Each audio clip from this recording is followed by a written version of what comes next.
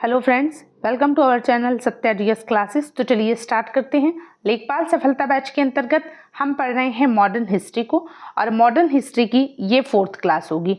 ठीक है, आज की क्लास में हम पढ़ेंगे सिख धर्म के बारे में, और इसी के साथ साथ सिख और अंग्रेजों के बीच कौन से युद्ध होते हैं और कौन सी संधियां होती हैं ये भी जानेंगे। ठीक है, सिख धर्म के जो संस्थापक हैं और जो सिख धर्म के प्रथम गुरु हैं वो हैं गुरु नानक। ठीक है, तो गुरु नानक जो है सिख धर्म के प्रथम गुरु हैं, इस बात को याद रखना। गुरु नानक का जन्म कब होता है? 1469 ईस्वी में होता है।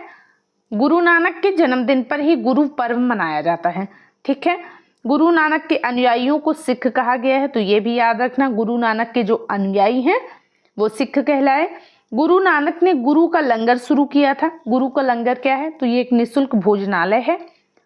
इन्होंने संगत और पंगत की भी स्थापना की थी। किसने? गुरु नानक ने। तो ये सवाल पूछा जा सकता है, संगत और पंगत की स्थापना किस सिख गुरु ने की थी? तो गुरु नानक ने की थी। संगत क्या है? तो ये धर्मशाला है, और पंगत क्या है? तो ये लंगर है। ठीक है, गुरु नानक जो थे ये बाबर और हुमायूं दोनों के समकालीन थे। गुरु नानक की मृत्यु कब होती है? तो 1539 ईस्वी में। कहाँ पे होती है? करतारपुर में, याद रखना। जो दूसरे सिख गुरु हैं उनका नाम है गुरु अंगद, इनको याद रखना। गुरु अंगद का जो प्रारंभिक नाम था वो लहना था।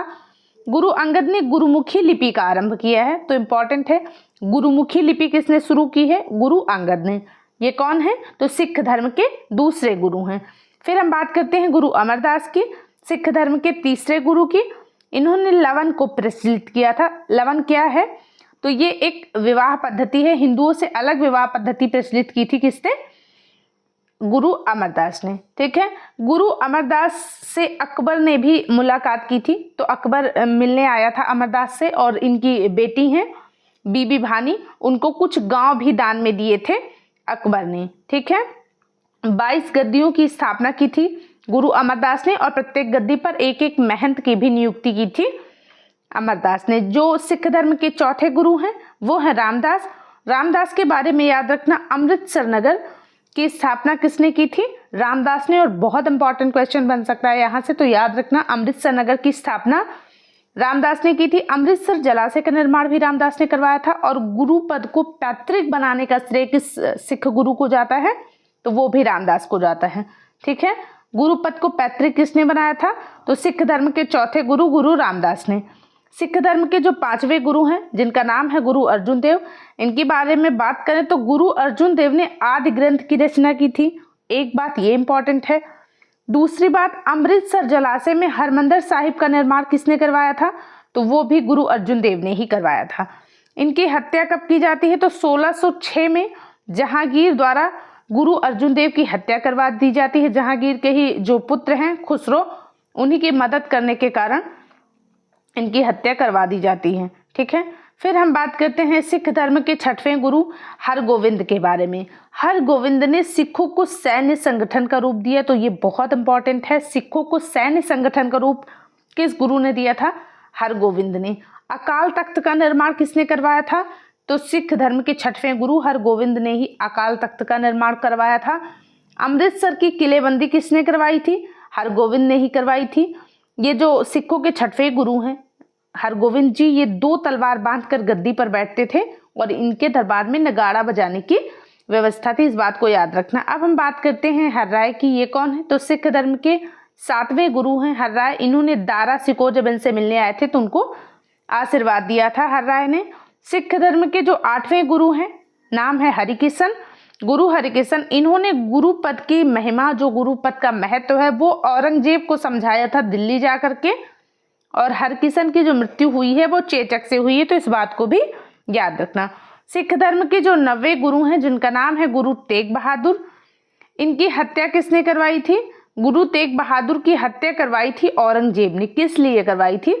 तो इस्लाम धर्म को स्वीकार न करने के कारण सिख धर्म के 9वें गुरु गुरु तेग बहादुर की हत्या औरंगजेब ने करवाई थी। अब हम बात करते हैं सिख धर्म के 10वें गुरु गुरु गोविंद सिंह जी की। गुरु गोविंद सिंह जी के बारे में बहुत सारे सवाल पूछे जाते हैं, तो ये बहुत इंपॉर्टेंट है एग्जाम पॉइंट ऑफ व्यू से। ठीक है, इनका जन्म कब होता है? 1666 ईस्वी में। कहाँ पे होता है? पटना में होता है। किसका? गुरु गोविंद सिंह का। ठीक है, गुरु गोविंद सिंह का निवास स्थान आनंदपुर साहिब है और इनकी जो कार्यस्थली है वो पाओता थी। ठीक है, गुरु गोविंद सिंह ने स्वयं को सच्चा पातशाह कहा है। इन्होंने सिखों के लिए 5 ककार अनिवार्य किए हैं, जो आप देखते हैं, कंघा हो गया, केस हो गया, कच्छा हो गया, कड़ा हो गया और कृपाण। ये 5 ककार किसने इंपॉर्टेंट किए हैं सिख धर्म में? तो गुरु गोविंद सिंह ने। ठीक है, नाम के अंत में सिंह जोड़ने का आदेश भी किसने दिया था? गुरु गोविंद सिंह जी ने दिया था। जफरनामा की रचना किसने की थी? गुरु गोविंद सिंह ने की थी। किस भाषा में की थी? फारसी भाषा में, तो इस बात को याद रखना। इनके 2 पुत्र थे, एक फतेह सिंह और दूसरे हैं जोरावर सिंह। इन दोनों को मुगल फौजदार वजीर खान ने दीवार में चिनवा दिया था। किसके पुत्र हैं? गुरु गोविंद सिंह जी के पुत्र हैं, तो इसको भी याद रखना। ये पढ़ने के बाद मुझे तो बिल्कुल भी खैर अच्छा नहीं लगता, जब भी हम इसको पढ़ते हैं बहुत बुरा लगता है। फतेह सिंह और जोरावर सिंह किसके पुत्र हैं?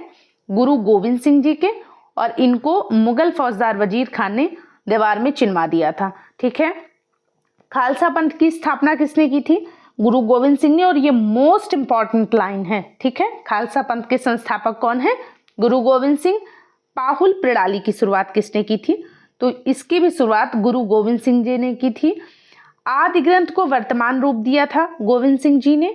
इन्होंने कहा कि अब गुरुवाणी ही सिख संप्रदाय के गुरु का कार्य करेगी। इसीलिए आप देखते हैं कि सिख धर्म के 10वें गुरु तो मिलते हैं गुरु गोविंद सिंह, लेकिन इसके बाद फिर अन्य गुरु नहीं देखे जाते। अब जो गुरुवाणी है वही गुरु का स्थान ले चुकी है। ठीक है, जो 10वें गुरु हैं गुरु गोविंद सिंह, उनकी हत्या कब होती है? 1708 ईस्वी में। कहाँ पे? नांदेड़ में होती है। गुल खान नामक एक पठान के द्वारा कर दी जाती है। तो अब हम बात करते हैं बंदा बहादुर की। ये बहुत इंपॉर्टेंट है। बंदा बहादुर, इनका जन्म होता है 1670 ईस्वी में। इनके बचपन का नाम है लक्ष्मण दास, पूछा जा चुका है, याद रखना। बंदा बहादुर के बचपन का नाम क्या है? लक्ष्मण दास है। बंदा बहादुर का उद्देश्य क्या था? तो इनका उद्देश्य था पंजाब में सिख राज्य की स्थापना करना, और इसके लिए इन्होंने लौहगढ़ को राजधानी बनाया था। गुरु नानक और गुरु गोविंद सिंह जी के नाम के सिक्के किसने चलवाए थे? तो वो बंदा बहादुर ने चलवाए थे। तो इस बात को याद रखना, गुरु नानक सिंह और गुरु गोविंद सिंह के नाम के सिक्के भी किसने चलवाए थे? बंदा बहादुर ने। ठीक है, बंदा बहादुर ने वजीर खान की हत्या की थी। वजीर खान कौन है? तो ये मुगल सूबेदार थे, सरहिंद के मुगल सूबेदार। इनकी हत्या किसने की थी? बंदा बहादुर ने। 1716 ईस्वी में इनकी हत्या गुरुदासपुर में कर दी गई। किनकी? बंदा बहादुर की हत्या किसके आदेश पर? फर्रुख सियर के आदेश पर। तो ये भी याद रखना। ठीक है, बंदा बहादुर की मृत्यु के बाद जो सिख धर्म है वो कई टुकड़ियों में विभाजित हो जाता है। तो एक व्यक्ति होते हैं कर्पूर सिंह, तो उन्होंने जो है सिख धर्म का दल खालसा में विलय कर दिया। दल खालसा क्या है? तो इसको जान लेते हैं। दल खालसा जो है इसका नेतृत्व किया था जस्सा सिंह अहलूवालिया ने। दल खालसा जो है ये 12 दलों में विभाजित था, जिसे मिसल कहा गया। ठीक है, अब हम बात करते हैं रणजीत सिंह की, बहुत इंपॉर्टेंट है। रणजीत सिंह का जन्म होता है 1780 ईस्वी में सुकर चकिया मिसल। इनके जो मुखिया होते हैं महासिंह, उन्हीं के घर रणजीत सिंह का जन्म होता है। 1798 ईस्वी में लाहौर के शासक बनते हैं कौन? रणजीत सिंह। रणजीत सिंह के राज्य में 4 सूबे थे, लाहौर, मुल्तान, पेशावर और कश्मीर। ठीक है, रणजीत सिंह के जो विदेश मंत्री हैं इनका नाम है अजीजुद्दीन, और जो इनके वित्त मंत्री हैं उनका नाम दीनानाथ है। तो इन दोनों को याद रखना। रणजीत सिंह की मृत्यु कब होती है? तो 1839 ईस्वी में रणजीत सिंह की मृत्यु होती है। इनके समय में हुई है अमृतसर की संधि 1809 ईस्वी में। मोस्ट इंपॉर्टेंट है, अमृतसर की संधि किसके बीच होती है? चार्ल्स मेटकाफ और रणजीत सिंह के बीच में होती है अमृतसर की संधि। ठीक है, फिर हम बात करते हैं प्रथम आंग्ल सिख युद्ध कब होता है? तो 1845-46 में होता है प्रथम आंग्ल सिख युद्ध। और जो द्वितीय आंग्ल सिख युद्ध होता है वो कब होता है? तो 1849 ईस्वी में। दोनों इंपॉर्टेंट है, याद रखना। अब हम बात करते हैं अंग्रेजों और सिखों के मध्य कौन कौन सी संधियां हुई हैं। तो एक तो है लाहौर की संधि, कब हुई है? मार्च 1846 में होती है लाहौर की संधि। दूसरी है भैरोवाल की संधि, दिसंबर 1846 में होती है भैरोवाल की संधि। अब हम बात करते हैं सिखों द्वारा शुरू किए गए आंदोलन के बारे में। ठीक है। एक तो है सिंह सभा आंदोलन। सिंह सभा आंदोलन 1873 में शुरू हुआ था। कहाँ पे? अमृतसर में। तो इस बात को याद रखना। उद्देश्य क्या था सिंह सभा आंदोलन का? तो एक तो है सिख धर्म में सुधार करना इसका उद्देश्य था। सिख धर्म में व्याप्त जो बुराइयां थी, जो अंधविश्वास थे, जो जातिगत भेदभाव आ गए थे, उनको समाप्त करना इसका उद्देश्य था। किसका? सिंह सभा आंदोलन का उद्देश्य। ठीक है। दूसरा है कूका आंदोलन। कूका आंदोलन की शुरुआत होती है 1840 ईस्वी में। इसको किसने शुरू किया था? तो भगत जवाहरलाल द्वारा इसकी शुरुआत हुई थी। किसकी? कूका आंदोलन की। कूका आंदोलन का जो मुख्यालय है वो हजारा था। हजारा अब तो पाकिस्तान का क्षेत्र है। ठीक है। कूका आंदोलन के एक प्रमुख नेता है राम सिंह कूका।